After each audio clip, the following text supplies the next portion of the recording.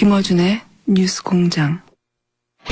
쇼미더머니 안원구 전 대구지방국세청장님 오늘도 천둥번개와 함께 해야 되는데 저희 PD가 템포가 느려요.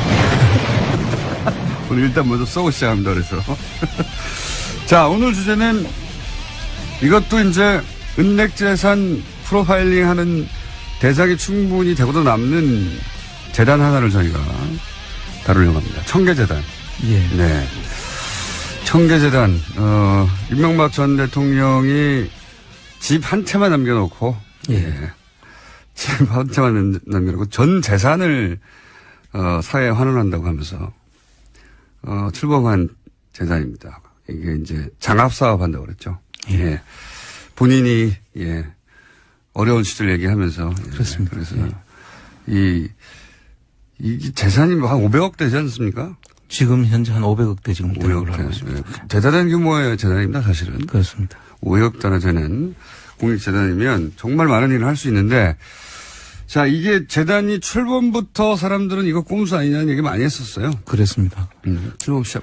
그 당시에 그 BBK 문제로 상당히 그 골머리를 앓고 있다가 네. 검찰에서 무혐의 결론을 내려줬지 않습니까? 네. 그래도 사람들이 이제 BBK에 대한 의혹을 거두지 않았는데 돈 문제 있는 거 아니냐, 이렇게. 그렇죠. 계속 그 의혹을 거두지 않으니까 그거를 의혹을 해소할 목적으로 네. 이 전 재산, 그때 집 외의 모든 재산을 사회에 환원하겠다. 예금도 몇 천만 원이 있었어요. 그랬습니다. 예. 예. 그리고 빌딩이 3개죠. 예. 영포, 영일, 대명주 빌딩 이렇게 예. 이제 3개를 냈죠. 저희가 당시 주장을 굳이고따라 받아들이면 본인의 전 재산은 빌딩 3개와 그리고 예금 1억이 안 됐습니다. 그렇죠. 그게 전부라고 네. 하면서 냈는데 근데 시작 때부터 이미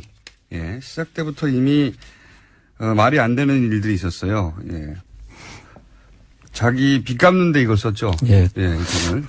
아까 그것조차도 이렇게 표현을 해야 될 정도로 다른 재산도 우리가 추정하는 건 많지 않습니까? 예.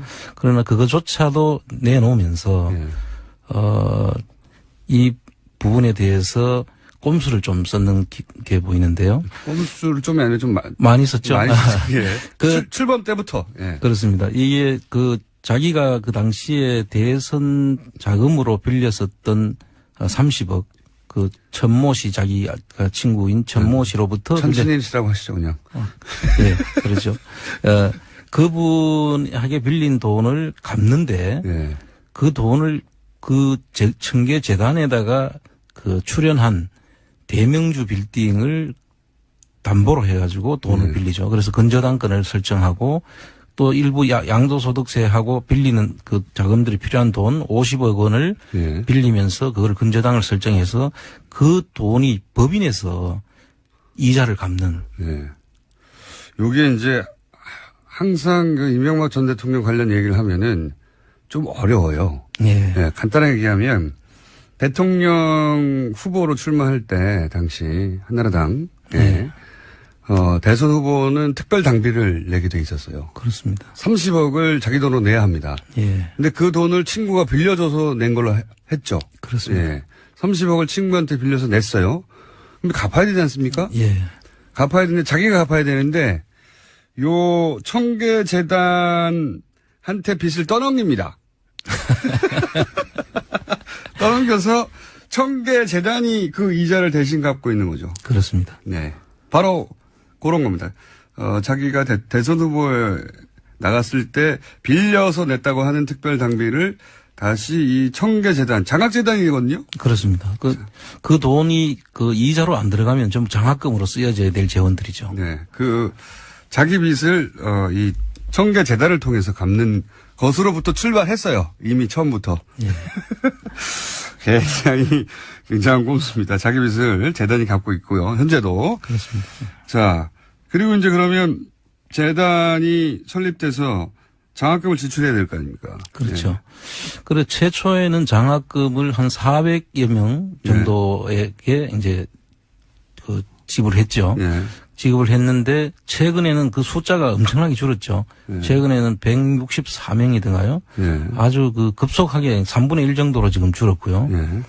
자산 가치는 늘어나는데 장학 지원 줄고 있어요. 그렇죠. 그리고 그 돈이 그 전에 그 김재정 씨 예. 그 이제 돌아가신 분인데 그게 저희들이 전번에 다루었던 다스의 그 김재정 씨 지분 5%가 청계재단으로 들어가지 않습니까? 다시 또. 그 금액이 한 100억 정도에 해당이 됩니다. 자산은 늘어갑니다. 그래서 그 예. 100억이 들어가서 지금 한 500억이 돼 있는데요. 예.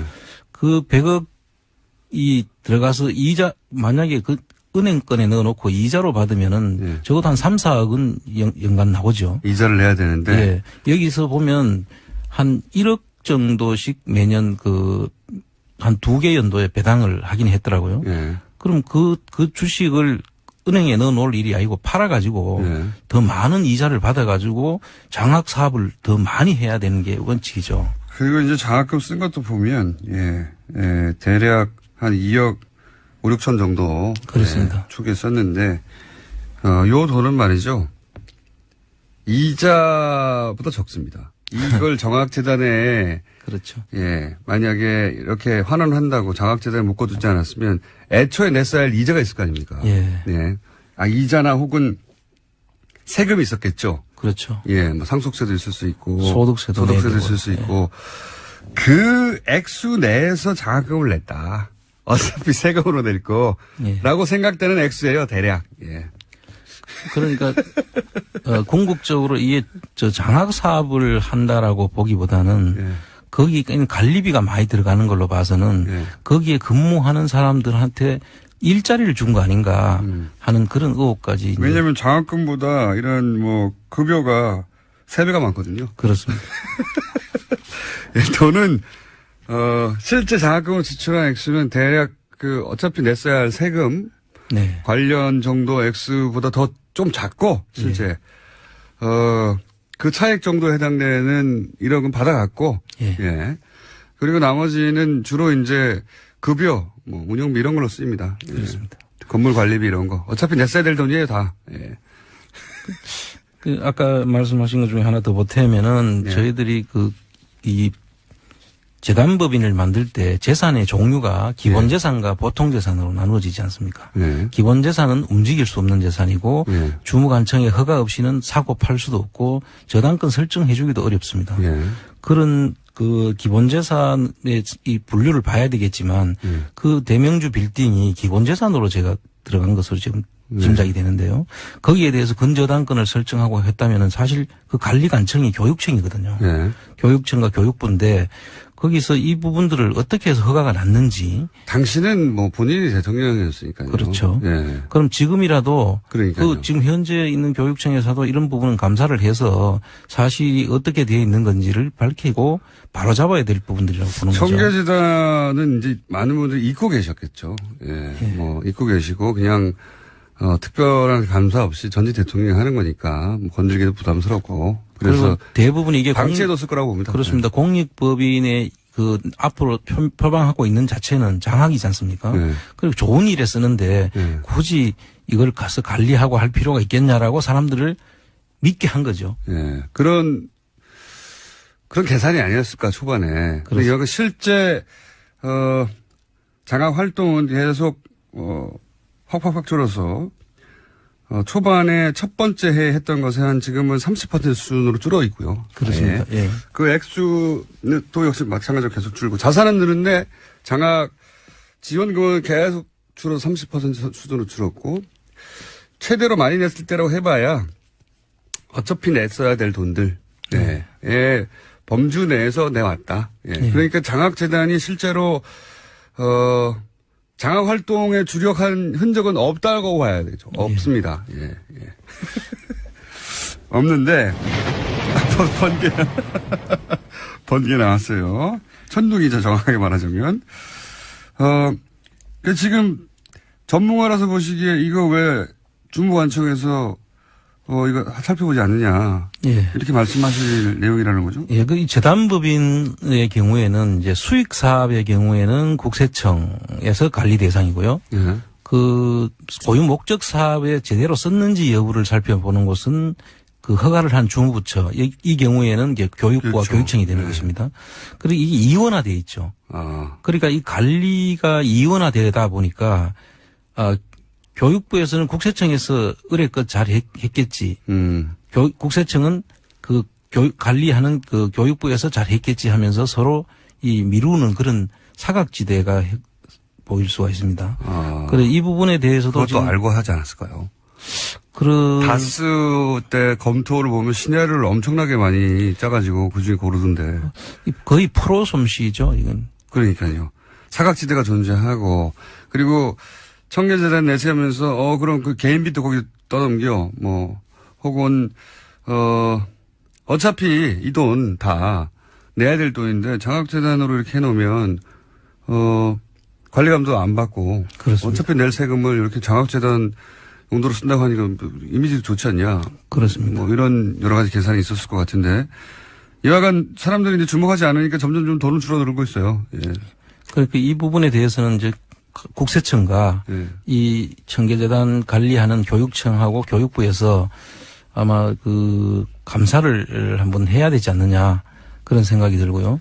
이런 유형들이 사실은 청계재단도 다른 데하고 크게 다르지 않게 지금 하는데 이 전체 부분을 감사원에서 이 재단만 전부 다를 한번 전수감사를 한번 할 필요가 있다. 저는 그렇게 생각을 합니다. 알겠습니다. 그건 제도의 문제인데, 법과 제도의 사각지대의 문제인데, 이 청계재단이 이제 다시 한번 저희가 다루게 된 것은, 저희가 갑자기 사실 불쑥 튀어나온 사안과 마찬가지인데요. 진선미 의원이 갑자기 이 청계재단 관련해 좀 이상한 활동이 있다라고 저희가 인터뷰를 짧게 했어요. 근데 워낙 짧아가지고 그 맥락이 정확하게 전달됐는지 모르겠는데 첫 번째로는 이 재단의 목적에 맞지 않게 돈이 쓰인다라고 볼 수 있는 거 아닙니까? 그렇습니다. 예, 이게 뭐냐면은 복지 재단이라고 표방하는 곳, 복지 기구라고 표방하는 곳. 근데 실제로는 무허가예요. 무허가인 곳에다가 돈을 대략 6천 정도 줬다는 거 아닙니까? 2년에 걸쳐서 한 6천만 원. 6천 정도 줬다는 거 아닙니까? 일단 이건 뭐가 문제가 있습니까? 복지 이 법인으로 한번 그 전에 복지 법인으로 지금 현재는 이제 장학이니까 교육이 주가 되는데 복지 법인으로 한 번은 이거를 전환하려고 시도를 했었더라고요. 청계재단 자체가 복지재단으로 전환하려는 시도가 있었습니다. 예, 그래서 교육부에서 관할하는 장학 사업을 하기 때문에 교육청에서 관리를 해야 되는데 이거를 복지부로 한번 이 고유 목적 사업 변경을 시도를 했다가 불허를 받았어요. 굉장히 이상한 시도예요. 그렇습니다.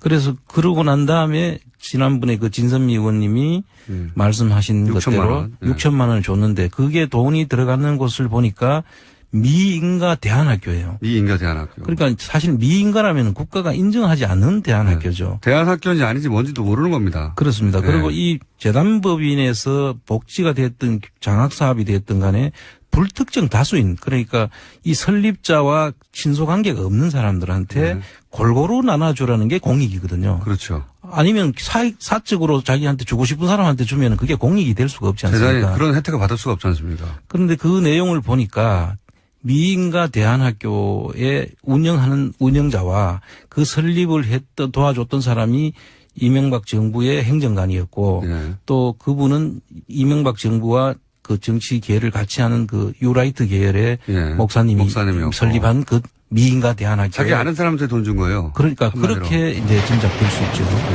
그래서 그 부분이 만약에 사실이라면은 이거는 이 공익법인 설립 허가의 문제에서도 취소 사유에 해당될 수도 있는 부분일 수도 있고. 애초에 이거 한다고 설립했는데 다른 데 돈을 썼으면 설립 목적에 맞지 않게 돈을 썼으니까 취소라고 할 수도 있는 사안이라는 거죠. 네, 물론 취소는 절차는 뭐 청문을 거쳐서 내용을 좀 더 조사를 하고 난 다음에 이제 그 유예 기간을 두든지 해서 시정을 시키든지 하고 하겠지만 그러나 이 내용상으로 보면은 그 고유 목적 사업하고 위배되는 그리고 또 공익법인으로서의 맞지 않는 그러니까 사적 친소 관계로 인해 가지고 주게 된다고 하면 그거는 공익법인이 아니죠. 그렇습니다. 그 개인 주머니 아까 그 개인 빚을 빌리기 위해서 저당권을 설정해주고 돈을 그 이자는 거기서 부담하는 거랑 사실상 똑같은 거죠. 똑같은 거죠.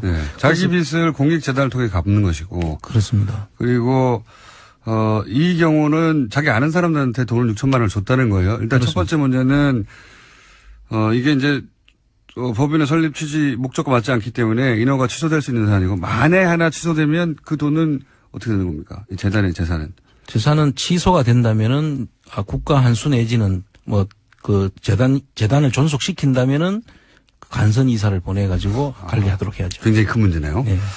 근데 그보다 더 큰 의혹은 사실은 진선미 의원과 짧게 인터뷰하고 진선미 의원도 아직 이 사안을 조사 중이라 자세히는 얘기를 못했는데 이상한 지점은 뭐냐면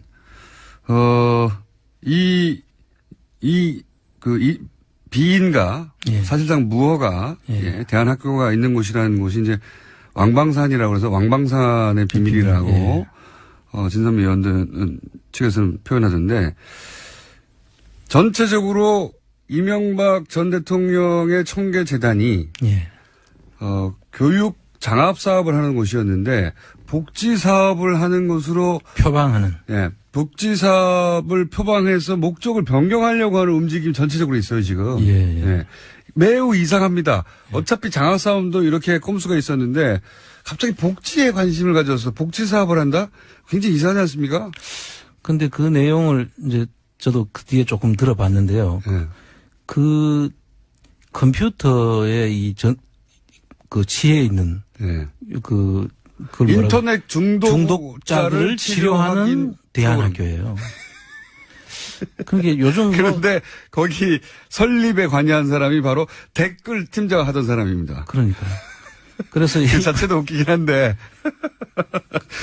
그 여러 가지로 이게 거기에다 또 돈을 지원을 청계재단에서 했다고 하니 예. 그 내용도 지원된 내용을 교육청에서 정말 그 사람들이 치료자들이 있었는지 예.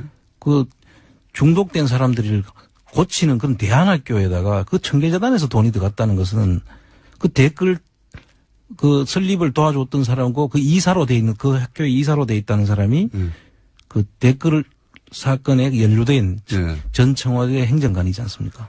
댓글 사건 팀장이었다는 거죠, 지금. 그렇죠. 예. 댓글 사건 팀장이 인터넷 중독자 치료를 위한 대한학교를 비인가로 만들어서 어디다가 만들어 놨는데 실제로 만들어 놨는지 아닌지 모르겠습니다. 하여튼 만들었다고 하는데 거기다 돈을 대략 한 3천 이렇게 6천 가까이 들어갔다. 그렇습니다. 그러면서 동시에 목적을 복지로 바꾸려고 한다. 예. 이 500억 규모의 이제 재단이 갑자기 목적을 바꾸려고 하는 것도 그렇습니다. 이례적인 일이긴 하지만 그 목적을 변경하려고 그러는데 이런 사업을 하면서 목적을 변경하려고 한다. 이상하지 않습니까? 매우. 장학 사업도 매우 이상하다고 지금 말해오고 있는데 갑자기 복지 재단으로 바꾸려고 한다. 여기서 상상력을 좀 발휘해 보자면 저의 상상력이 지금 근거는 없습니다. 왜냐하면 네. 이상하긴 하지만 더 이상의 정보가 없어요. 네. 진선미 의원실에서 추적하고 있는데 아직은 공개할 단계는 아니라고 하고 이건 저의 상상력입니다. 혹시라고 전제하고 예. 혹시 국정원도 이렇게 그다음에 여러 사이버 사령부라든가 기무사도 댓글 공작을 더 이상 못하게 된 상황에서 댓글 공작의 메카를 새로 사설 메카를 만들려고 하는 거 아닌가? 이런 이상한 상상, 이건 상상입니다. 근거는 없어요. 왜냐하면 그 연루된 사람이 댓글 팀장이었다고 하니까요. 그렇죠. 예. 그리고 또 하필이면 그 목적이 인터넷 중독자 치료라고 하니까요. 그런 상상을 하게 되는 것이고 매우 이상해요. 두 번째는 평생 동안 그 남은 여생 동안 내내 오로지 장학 사업에만 써야 되는 거 아닙니까? 그렇습니다. 이 돈을 이 500억이나 하는 돈을 얼마나 아깝겠습니까? 게다가 꽉 묶인 거 아니에요, 그죠? 그렇죠. 아까 말씀하셨듯이 이 돈을 다른 목적으로 써버리면 이 돈을 국고에 환수해야 될 수도 있는 거 아닙니까? 국고에 기속될 수도 있는 거 아닙니까? 목적 이외의 사업을 쓴다든지 하면 그렇죠. 그렇죠. 굉장히 타이트한 거죠. 예. 그렇게 타이트하게 관련된 대신에 여러 가지 혜택을 주지 않습니까? 세금이라든가. 모든 혜택을 먼저 주고 시작하지 않습니까? 그렇죠. 그런 혜택을 다 받는 대신에 철저히 공익사업에 쓰라고 한정했기 때문에 공익사업을 벗어나면 돈을 도로 가져가 버리는 거 아닙니까? 예. 그렇게 할 수도 없어요. 그러니까 막 쓸 수도 없어요. 그렇습니다. 예. 그 돈을, 본인들이 원하는 곳에 좀 더 유용하게 쓸 수 있도록 목적을 변경하는 건 아닐까? 이런 상상도 해보게 됩니다. 그런데 이렇게 상상하다 보면 그러면 교육사업보다 복지사업이 좀 널널합니까? 그 목적에 더 부합한다고 봤지 않겠습니까? 이 부분도 보니까 복지로 썼던 사례로 이걸 들어가지고 복지 재단으로 변경을 시도를 했었는데 결국 성공하지는 못했어요. 복지부 장관이 불허를 이렇게 해서. 문제 저희가 막 방송에서 거론하지 않으면 다시 시도했을지도 모르죠. 조만간. 모르죠. 예. 그런데 어쨌든 제가 궁금한 핵심은 이겁니다. 시간이 벌써 다 돼서 요거만 하나 질문해 주십시오. 장학사업보다 예. 공익재단이어도 복지사업은 조금 더 관리가 널널하거나 혹은 돈을 개인 목적으로 달리 쓸 수 있는 여지가 좀 더 많습니까? 어떻습니까? 그렇게 봐야죠. 이제 예를 들어서 장학사업은 장학금 개별 누구한테 얼마가 갔다는 게 명확하게 나오지 않습니까? 여기 숫자도 나오고 누구한테 갔다든지 명확할 수 명확하죠. 없죠. 예, 받은 사람과 장학금 그렇죠. 얼마 이렇게. 복지재단에 일부 1,000만 원, 그 3,000만 원씩 외에 일부 노숙자한테 1,000만 원 갔다는 기록들이 거기 있더라고요. 노숙자한테 1,000만 원이면 그럼 그 노숙자는 누군지 알 수가 없죠. 대단합니다. 대단합니다. 이 복지라는 것은 강범위하죠. 복지의 범위가. 학생은 딱 정해져 있는데 예. 복지의 대상은 지금 이번에 이 건을 하면서 얘기한 인터넷 중독자가 될 수도 있고요. 그렇습니다. 노숙자가 될 수도 있고. 노숙자가 될 수 있는데 노숙자 1,000만 원 해버리면 그 사람들은 신분증이 없어가지고 알 수가 없다. 노숙자한테 누가 주민등록증 받고 그 밥을 주냐 뭐 이런 거 가능하네요. 그냥 무료 급식하는 데 썼다. 뭐 그러면 알 수가 없죠. 가능합니다. 이거 이럴 수도 있지 않겠는가. 이럴 수도 있지 않겠는가. 오늘은 이럴 수도 있지 않겠는가까지만 일단 해보겠습니다. 진선미 의원님 계속 쭉 한다니까. 아주 재밌습니다. 오늘 여기까지 하겠습니다. 감사합니다. 네, 감사합니다. 안원구 대구지방국세청장이었습니다.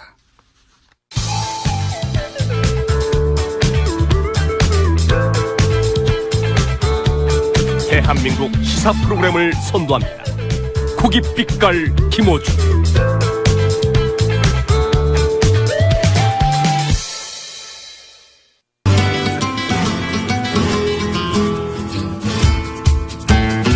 까칠한 미식가, 동심 파괴자, 황교익 마칼럼니스트.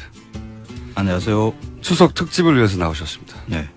추석 특집으로 시간이 길어지거나 하는 건 전혀 없습니다.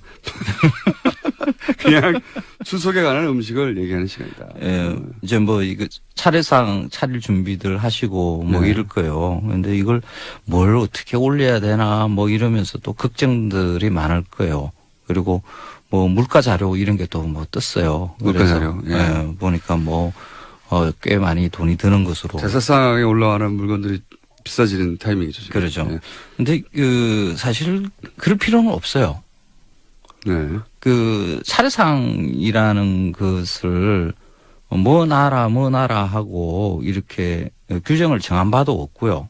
그게 없다면서요? 네. 지난번에 한번 말씀하셨죠. 그렇죠. 주자가래도 없고 이래요. 그리고 특히 추석에 이제 가을에 거둔 여러 곡물들이며 과일들이며 이런 것을 올리는 추수감사절의 의미니까 이렇게 많이 조상신한테 올리고 이렇게 된다는 이런 생각을 가지는데 전혀 추석하고 관련이 없습니다. 그러니까 추수감사절이라는 그런 생각이 만들어진 것은 근대 미국 문물이 들어오면서 이렇게 만들어진 거거든요. 이제 1950년대 이후에 미국 문물들 들어오면서 영화들 많이 들어왔어요. 그 영화들 보면 서부극이나 이런 거 보면 칠면조 먹고 막 그래요. 그래서 추수감사절 이러면서 축제도 벌이고 춤도 추고 칠면조 큰 거 갖다 놓고 칼로 쓸고 이러거든요. 그게 저렇게 뭔가 가을에 되면 거둔 것에 대한 감사의 뭔가 있구나. 우리한테도 있지 않을까? 라고 생각을 한 거죠. 네. 그러다가 이제 추석이 혹시 그런 날이 아니었을까? 아, 그러면 추석을 예전부터 특별한 음식 먹고 하는 날로 기리긴 했잖아요. 그렇죠. 그런데 그게 한 그런데 달에 한 번씩 있어요. 원래 우리는 예전에는 뭐 1월 정월 대보름 있죠. 예. 2월이 뭐였지? 뭐 3월 하여튼, 삼진날, 네. 뭐 4월 초파일, 5월 단오, 6월 유두, 네. 7월 칠석, 뭐 이런 식으로 다달이 네. 한번 이런 정도는 거 있죠. 그런 게 있는데 추석이 특별히 큰 명절이 아니었습니까 과거에는? 그러니까 그 다른 여러 달에 뭐 정월 대보름이 사실 가장 크게 놀았고요. 예. 그 이전에 보통 이제 설날 이러는데, 그러니까 설이 1월 섣달 금원부터 이제 대보름까지니까 그래서 가장 큰 것이라고 보고 추석도 크게 놀기는 놀았죠. 예. 지역에 따라서는 단오가 가장 크게 논 날로 이렇게 보기도 하는데 지역마다 조금씩 차이가 조금씩 있고 차이가 그리고 있죠. 큰 명절 중에 하나였긴 했지만 그게 가장 큰 명절은 아니었다. 그렇죠. 예. 특히 그 추수감사절은 안 해요. 추석감사절은 아니었다. 아니요. 그런 의미는 아니었다. 예. 추석이. 그 추석이 올해는 조금 이거 뒤로 들어갔는데 그 네. 대체로 추석 때 되면 요즘 조생종 벼들이 뭐 네. 이렇게 일찍 그 재배하는 것들이 이제 나오기도 하지만은 원래 벼들이 아직 읽기 이전이거든요. 추석은. 아, 그렇구나. 추수를 하기 전인데 어떻게 추수를 감사하냐. 그렇죠. 그러니까 조선의 경우를 봤어도 이게 아직 뭐 벼나 콩이나 뭐 팥이나 이런 거, 그 곡식들을 아직 거두기 이전입니다. 아하. 그러니까 추수감사절이라고 할 수도 없죠. 추석이 있긴 있었으나 네.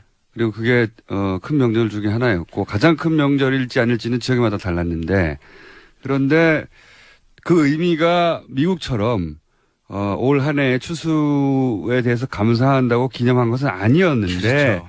추수감사절이라는 게 미국에 수입되면서 추석은 이 추수를 감사하는 의미였구나라고 우리가 의미 부여를 한 거군요. 그렇죠. 그러면서 이제 여러 핵곡들과 핵과일들 이런 것들을 이렇게 어떻게 하는지 마련을 해야 된다는 이런 강박들이 만들어지죠. 그래서 사과 배 같은 것도 사실 아직까지는 맛이 안 들 때거든요. 그전에는 그런 햇과일들 올리지 않았어요? 그럴 필요도 없죠. 그러니까 추석이라는 게 차례는 원래 뭐 간단하게 차와 뭐 이것저것 나올 만한 거 뭐 포도 올려도 되고요. 뭐 아무거나 올려도 돼요. 뭘 올리지 말라는 게 없으니까. 뭘 올려라, 뭘 올리지 말아가 애초에 그렇죠. 없었다. 그렇죠. 그냥 냉수 한 잔만 올려도 되죠. 그런데 이제 그것으로 이제 과일들도 이제 추석에 막 맞추게 돼요. 뭐 억지로 익히는 거죠. 사과도 밑에 막 이렇게 반사판 해가지고 막 빛깔 올리고, 그러죠. 이거 배도 이제 지베렐린 처리해가지고 부피만 막 키워가지고 익은 것처럼 이렇게 보이고 하고 하는 일이, 그러니까 과일이 이제 맛없어지기 시작하는 거죠. 그러니까 이게 순서가 추석이라는 명절은 있었으나 지금과 같은 의미는 아니었다가. 그렇죠. 50년대 헐리우드 영화가 수입되면서 우리에게도 유사한 행사가 있지라고 추석의 의미가 추수감사절이 가까워지면서 그렇다면 추수를 감사해야 되니까 아직 익지 않았는데 과거 기준으로는 맞아. 강제로 익히거나 해가지고 상에 올리기 시작하고 맞아요. 그러면서 이쪽에 놓네 저쪽에 놓네 막 얘기가 나오기 시작하고 그렇게 된 거군요.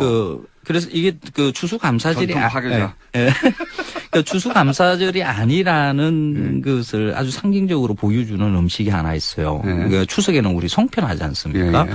근데 이게 원래 추석 송편만 아니고요. 그러니까 오려 송편이라고 불렀어요. 오려 또는 올려 뭐 이런 식으로 불렸는데 그게 뭡니까? 그러니까 오려라는 것은 일찍 나온 쌀을 뭐 올벼 뭐 이렇게 이야기하거든요. 이 말이 이제 그 오려 송편인데 그러니까 조생종 쌀을 오려 쌀이라고도 하지만은 아직 익지 않은 쌀을 털어서 하는 경우도 오려 쌀이라 그렇게 이야기를 해요. 그러니까 추석 무렵 되면 그 명절마다 다 떡을 하거든요. 우리는 한 달에 한 번씩 들어오는 뭐 단오, 뭐 유두, 뭐 이럴 때 다 떡을 합니다. 떡을 하는 게 아니다. 그렇죠. 네. 근데 그 떡을 하기는 해야 되는데 아직 쌀이 안 여물었어요. 안 여물어서. 그래서 논에 가서 아직 덜 익은 그 이싹을 떡은 해야 훑어가지고. 되겠고. 그렇죠. 쌀은 익지 않았고 아직은. 그렇죠. 야. 그걸 훑어가지고. 애들 좀 빨리 털어와라. 네. 근데 이걸 그냥 말려가지고는 이게 탈곡이 안 돼요. 그래서 이제 이것을 찌죠. 쪄서 그래서 속이 말리면 네. 이거 이렇게 손으로 이렇게 틀어도 이렇게 잘 나락이 이렇게 틀어져요. 네. 그걸 갖다가 이제 오래쌀이라고 그렇게 이야기를 하거든요. 그러니까 덜 익은 쌀로 만든 쌀이죠. 오래쌀. 덜 익었는데 쪄서 이제 탈곡한 쌀. 그렇죠. 예. 이제 그거로 빚은 송편을 오려 송편 이렇게 이야기하죠. 그러니까 추석에는 오려 송편을 먹는 날이라는 뭐 떡타령이라든가 뭐 이런 거 보면 그렇게 그러니까 나와요. 이게 이제 시기적으로 볼 때 비축한 식량들은 떨어져가는 시점이고 그렇죠. 추수는 가까워지는데 요 이제 아직 간격은 있고 그러니까 아직 덜 익은 거를 가져와 가지고 쪄서 탈곡한 다음에 아직 덜 익은 쌀로 만든 떡이다. 그렇죠. 그러니까 추수감사절하고는 전혀 추수하고는 관계없죠. 상관없는 거네요. 그래서 그럼 추석은 뭐 하는 날이냐? 네. 노는 날. 그 원래 추석은 요즘은 해외여행 가는 날입니다. 해외 그것도 괜찮아요. 그냥 놀아도 돼요. 아무렇게나 그냥 노는 거죠. 원래 그 농경 시대에서는 밤은 그 죽음의 시간이고 네. 귀신 도깨비의 시간이거든요. 예.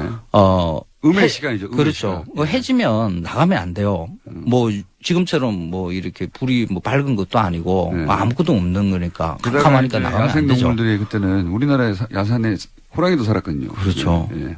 그래서 그런데 이 추석 대보름에는 달빛이 워낙 밝으니까 이제 공기도 맑고 뭐 달도 이제 가까이 지구 가까이 붙으니까 굉장히 크게 뜨죠. 네. 환해요. 네. 그래서 추석 밤에 이렇게 나가서 불빛 없는 데서도 이렇게 보면 사람들 얼굴도 보일 정도로 나이트 밝아요. 라이프를 즐길 수 있는 그렇죠. 시점이에요. 예. 그러니까 어둠의 시간, 죽음의 시간이 아니라 추석 대보름에는 인간의 시간이 되는 거죠. 그래서 달맞이 나가는 거거든요.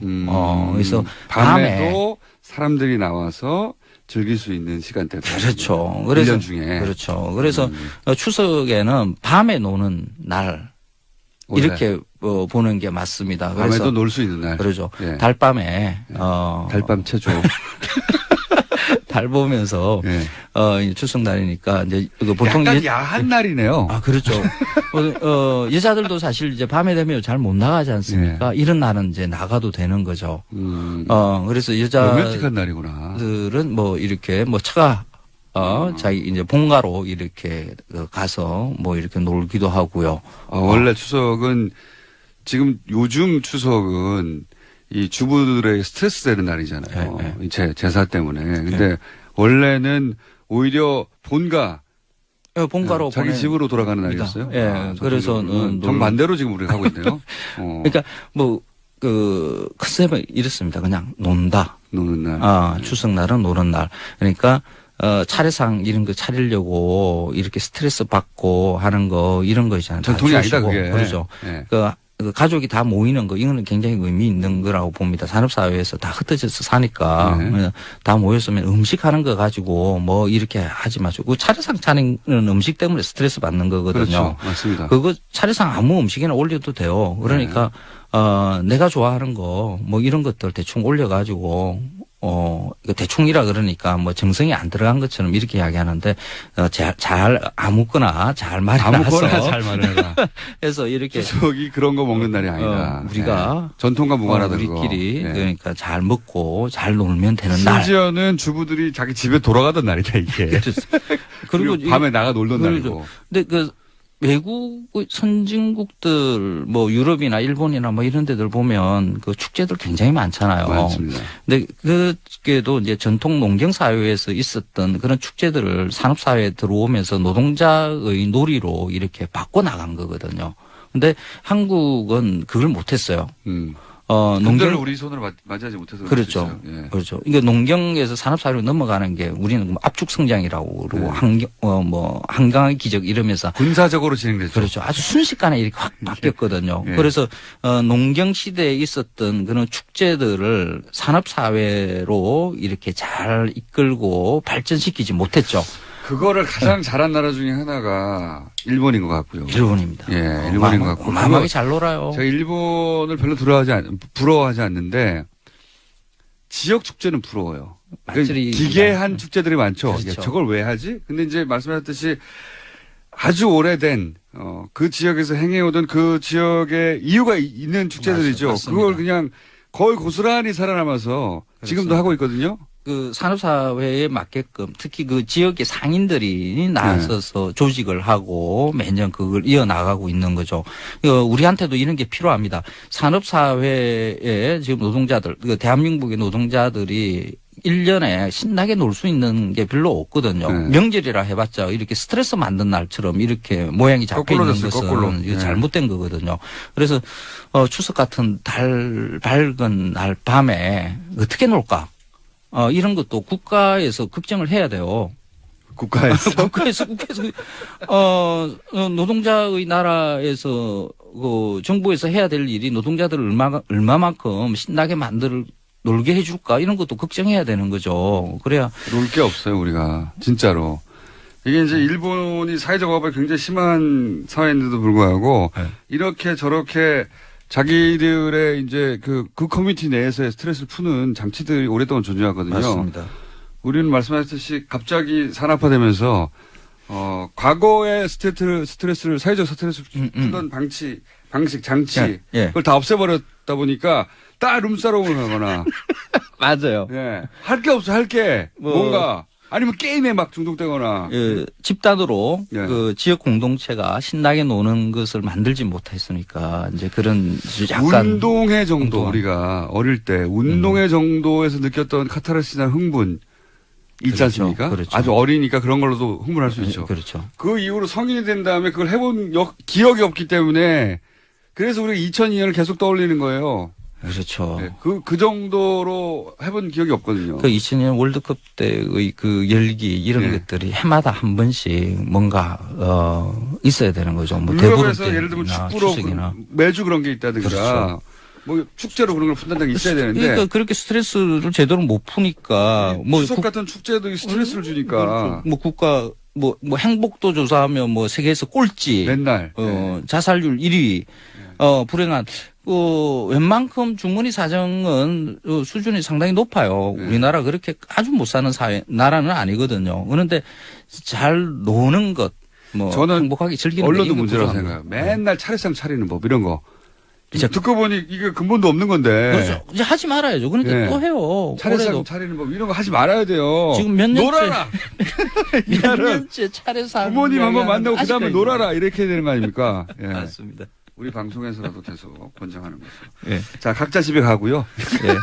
자, 그러니까 주부들도 각자 그렇죠. 남편 집, 주부 집 각자 갔다가 다시 모이고. 그렇죠. 예. 뭐 그렇게 가는 게 놀고 좋죠. 이렇게 해야 된다. 예. 예. 아무거나 아무거나 먹고. 차례상 아무거나 자꾸 이런 게 이상해. 네. 그러니까 그 계절에 맞는 네. 그런 거 그냥 올리시고 그때부터 맛있는 거 먹으면 된다. 조금씩만 네. 올리면 돼요. 조금만 올리면 돼요. 예. 자, 이게 근본 없는 이야기를 하는 것 같은데 실제로 추석을 이렇게 만들어낸 게 근본이 없는 거다. 제가 전통 파괴자가 아니라 네. 전통을 바로 알려주는 사람이에요, 사실. 자, 그 여기까지 조선시대의 그 전통들 뭐 이런 거 있잖아요. 이거 지금 딱 바로 잡아주지 않습니까? 자, 황교익 전통 파괴다. 감사합니다. 고맙습니다. 이번 주는 여기까지 하겠습니다. 네, 다음 주 추석인데 일단 다음 주 월요일 뵙는 건 약속드리고요. 화수목금은 약속드리겠습니다. 안녕. 김어준의 뉴스공장.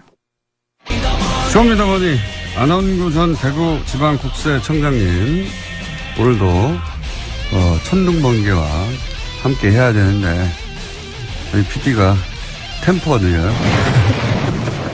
오늘 일단 먼저 쏘고 시작합니다. 그래서 자, 오늘 주제는 이것도 이제 은닉재산 프로파일링 하는 대상이 충분히 되고도 남는 재단 하나를 저희가 다루려고 합니다. 청계재단. 예. 네. 청계재단, 윤명박 전 대통령이 집 한 채만 남겨놓고, 예. 집 한 채만 남겨놓고 전 재산을, 사회에 환원한다고 하면서, 출범한 재단입니다. 이게 이제 장합사업 한다고 그랬죠. 예. 본인이, 어려운 시절 얘기하면서. 그렇습니다. 그래서, 이 재산이 뭐 한 500억 되지 않습니까? 지금 현재 한 500억대 정도 되는 걸로 알고 500억 있습니다. 대단한 규모의 재단입니다, 사실은. 그렇습니다. 500억 단위 되는 공익재단이면 정말 많은 일을 할 수 있는데, 자, 이게 재단이 출범부터 사람들은 이거 꼼수 아니냐는 얘기 많이 했었어요. 그랬습니다. 출범 시작.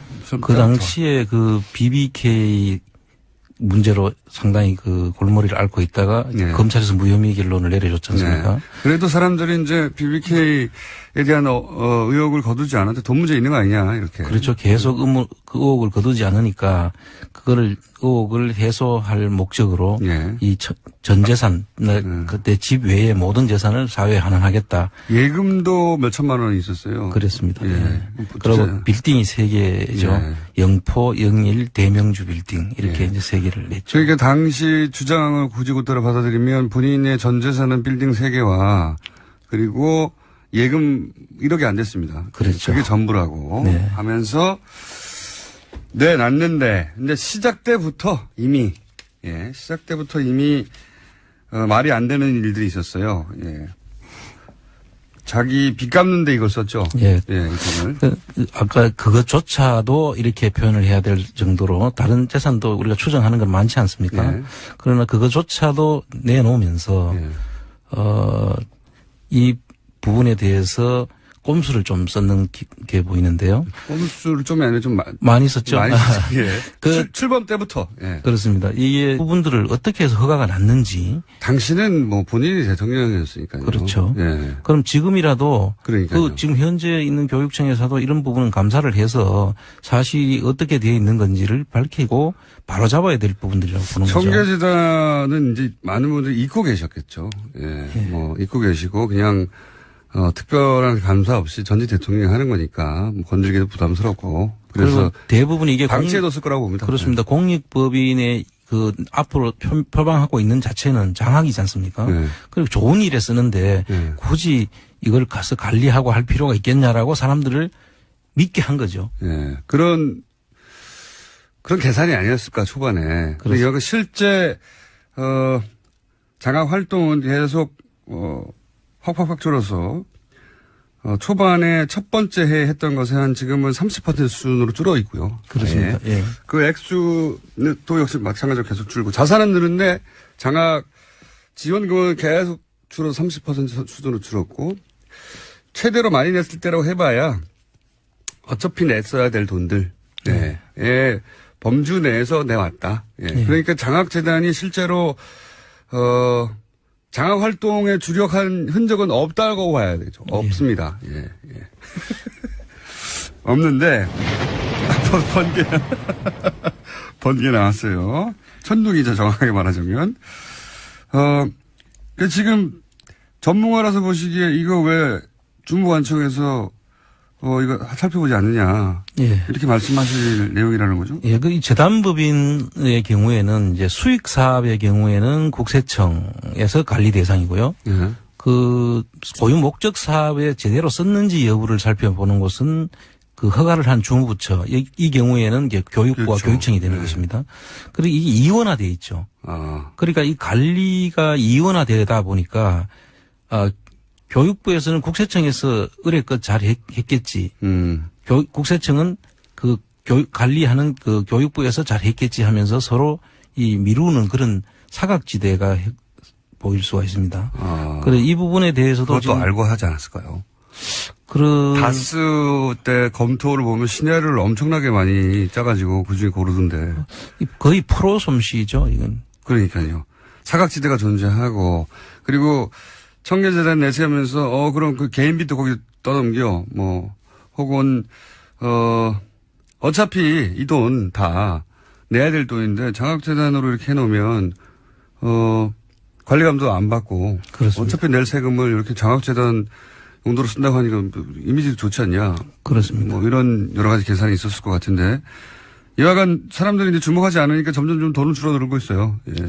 그러니까 이 부분에 대해서는 이제 국세청과 이 청계재단 관리하는 교육청하고 교육부에서 아마 그 감사를 한번 해야 되지 않느냐 그런 생각이 들고요. 이런 유형들이 사실은 청계재단도 다른 데하고 크게 다르지 않게 지금 하는데 이 전체 부분을 감사원에서 이 재단만 전부 다를 한번 전수감사를 한번 할 필요가 있다 저는 그렇게 생각을 합니다.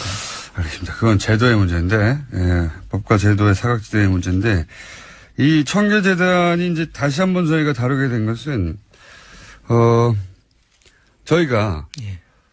갑자기 사실 불쑥 튀어나온 사안과 마찬가지인데요. 진선미 의원이 갑자기 이 청계재단 관련해 좀 이상한 활동이 있다라고 저희가 인터뷰를 짧게 했어요. 근데 워낙 짧아가지고 그 맥락이 정확하게 전달됐는지 모르겠는데 첫 번째로는 이 재단의 목적에 맞지 않게 돈이 쓰인다라고 볼 수 있는 거 아닙니까? 그렇습니다. 예, 이게 뭐냐면은 복지 재단이라고 표방하는 곳, 네, 예. 예, 복지 기구라고 표방하는 곳.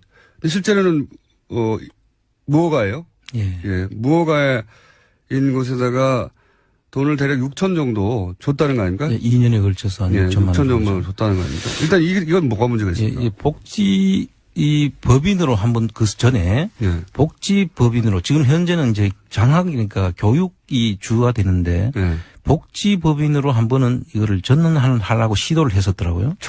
청계재단 자체가 복지재단으로 전환하려는 시도가 있었습니다. 예, 그래서 교육부에서 관할하는 장학 사업을 하기 때문에 교육청에서 관리를 해야 되는데 예. 이거를 복지부로 한번 이 고유 목적 사업 변경을 시도를 했다가 예. 불허를 받았어요. 굉장히 이상한 시도예요. 그렇습니다. 예. 그래서 그러고 난 다음에 지난번에 그 진선미 의원님이 말씀하신 6천만 것대로 원. 예. 6천만 원을 줬는데 그게 돈이 들어가는 곳을 보니까 미인가 대안학교예요. 미인가 대안학교. 그러니까 사실 미인가라면 국가가 인정하지 않지 않습니까? 다시 또. 그 금액이 한 100억 정도에 해당이 됩니다. 자산은 늘어갑니다. 그래서 그 100억이 들어가서 지금 한 500억이 돼 있는데요. 예. 그 100억이 들어가서 이자 만약에 그 은행권에 넣어놓고 이자로 받으면은 예. 적어도 한 3, 4억은 연간 나오죠. 이자를 내야 되는데 예. 여기서 보면 한 1억 정도씩 매년 한 2개 연도에 배당을 하긴 했더라고요. 예. 그럼 그 주식을 은행에 넣어 놓을 일이 아니고 팔아가지고 예. 더 많은 이자를 받아가지고 장학 사업을 더 많이 해야 되는 게 원칙이죠. 그리고 이제 장학금 쓴 것도 보면 대략 한 2억 5, 6천 정도 그렇습니다. 축에 썼는데 요 돈은 말이죠. 이자보다 적습니다. 이걸 정학재단에 그렇죠. 만약에 이렇게 환원한다고 장학재단에 묶어두지 않았으면 애초에 냈어야 할 이자가 있을 거 아닙니까? 예. 네. 이자나 혹은 세금이 있었겠죠. 그렇죠. 뭐 상속세도 있을 수 있고. 소득세도 있을 수 있고. 그 액수 내에서 장학금을 냈다. 어차피 세금으로 낼 거. 예. 라고 생각되는 액수예요, 대략. 예. 그러니까 궁극적으로 이게 장학 사업을 한다라고 보기보다는 거기 관리비가 많이 들어가는 걸로 봐서는 거기에 근무하는 사람들한테 일자리를 준 거 아닌가 하는 그런 의혹까지. 왜냐하면 장학금보다 이런 급여가 3배가 많거든요. 그렇습니다. 돈은 실제 장학금을 지출한 액수는 대략 어차피 냈어야 할 세금 네. 관련 정도 액수보다 더 좀 작고 실제 그 차액 정도에 해당되는 1억은 받아갔고 그리고 나머지는 주로 이제 급여 운영비 이런 걸로 쓰입니다. 그렇습니다. 건물 관리비 이런 거 어차피 냈어야 될 돈이에요 다. 아까 말씀하신 것 중에 하나 더 보태면은 저희들이 이 재단법인을 만들 때 재산의 종류가 기본재산과 보통재산으로 나누어지지 않습니까? 기본재산은 움직일 수 없는 재산이고 주무관청의 허가 없이는 사고 팔 수도 없고 저당권 설정해 주기도 어렵습니다. 그런 기본재산의 이 분류를 봐야 되겠지만 그 대명주 빌딩이 기본재산으로 제가 들어간 것으로 지금 짐작이 되는데요. 거기에 대해서 근저당권을 설정하고 했다면은 사실 그 관리관청이 교육청이거든요. 교육청과 교육부인데 거기서 자기가 그 당시에 대선 자금으로 빌렸었던 30억 천모 씨 자기 친구인 천모 씨로부터 천신인 씨라고 하시죠 그냥. 네, 그렇죠. 그분에게 빌린 돈을 갚는데 그 돈을 청계 재단에다가 출연한 대명주 빌딩을 담보로 해가지고 돈을 빌리죠. 그래서 근저당권을 설정하고 또 일부 양도소득세하고 빌리는 그 자금들이 필요한 돈 50억 원을 빌리면서 그걸 근저당을 설정해서 그 돈이 법인에서 이자를 갚는. 요게 이제 항상 그 이명박 전 대통령 관련 얘기를 하면은 좀 어려워요. 예. 예, 간단하게 얘기하면 대통령 후보로 출마할 때 당시 한나라당 예.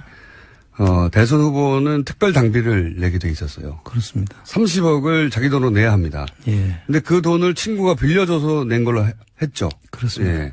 30억을 친구한테 빌려서 냈어요. 근데 갚아야 되지 않습니까? 예. 갚아야 되는데 자기가 갚아야 되는데 요 청계재단한테 빚을 떠넘깁니다. 떠넘겨서 청계재단이 그 이자를 대신 갚고 있는 거죠. 그렇습니다. 네. 바로 그런 겁니다. 자기가 대선 후보에 나갔을 때 빌려서 냈다고 하는 특별 당비를 다시 이 청계재단, 장학재단이거든요? 그렇습니다. 그 돈이 그 이자로 안 들어가면 좀 장학금으로 쓰여져야 될 재원들이죠. 네. 자기 빚을, 이 청계재단을 통해서 갚는 것으로부터 출발했어요. 이미 처음부터. 예. 굉장히 꼼수입니다. 자기 빚을 재단이 갚고 있고요. 현재도. 그렇습니다. 자, 그리고 이제 그러면 재단이 설립돼서 장학금을 지출해야 될 거 아닙니까? 그렇죠. 네. 그래 최초에는 장학금을 한 400여 명 정도에게 이제 그 지불했죠. 네. 지급을 했는데 최근에는 그 숫자가 엄청나게 줄었죠. 네. 최근에는 164명이든가요. 네. 아주 그 급속하게 3분의 1 정도로 지금 줄었고요. 네. 자산 가치는 늘어나는데 장학 지원 줄고 있어요. 그렇죠. 그리고 그 돈이 그 전에 그 김재정 씨 네. 그 이제 돌아가신 분인데 그게 저희들이 전번에 다루었던 다스의 그 김재정 씨 지분 5%가 청계재단으로 들어